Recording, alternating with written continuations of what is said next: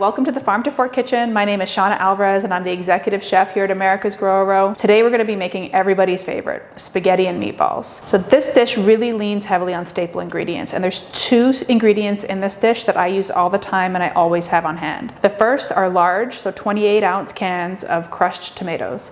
They're unseasoned and they're no salt added. Makes them really versatile. They can be used in something like this pasta dish, in curry, in chili, or if you're going to make your own pizza at home. The other thing is breadcrumbs. So I've used breadcrumbs in this meatball dish today because they can stretch the meat a little bit further, so you can make more meatballs out of the mixture, but they also serve to soak up all the fats, making the meatballs stay tender and flavorful.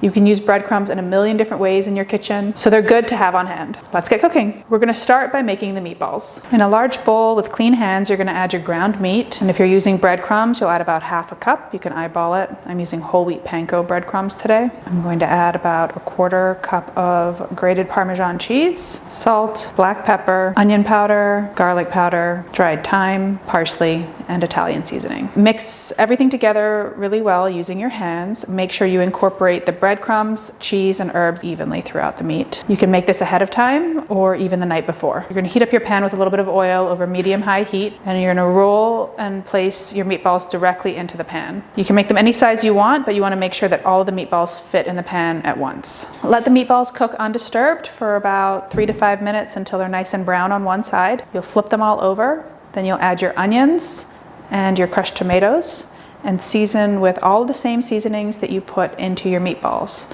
So today that's salt, pepper, dried thyme, dried parsley, and Italian seasoning with some onion powder and garlic powder as well. Let the sauce simmer for about 20 minutes until the meatballs are cooked all the way through. You can turn the heat down and let it go for up to an hour if you have the time. The sauce is done when your meatballs are cooked all the way through. When it's finished cooking, serve over the cooked pasta of your choice. Today I'm going to garnish with lots of Parmesan cheese on top. You can also add any fresh or dried herbs or chili flakes. So now that we're all done, I'd like to go over some of the adaptations and substitutions you can use in this dish.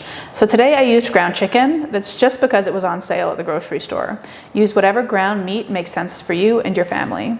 If you don't eat meat, you can use a meat substitute, or you can omit the meatballs altogether. At the stage when I add the onions, that's a perfect time to put in mushrooms, carrots, celery, or any other vegetables that you want to include in the dish. I hope you enjoyed this month's meal. Reach out to let us know how it went and any changes, adaptations that you made. Happy cooking!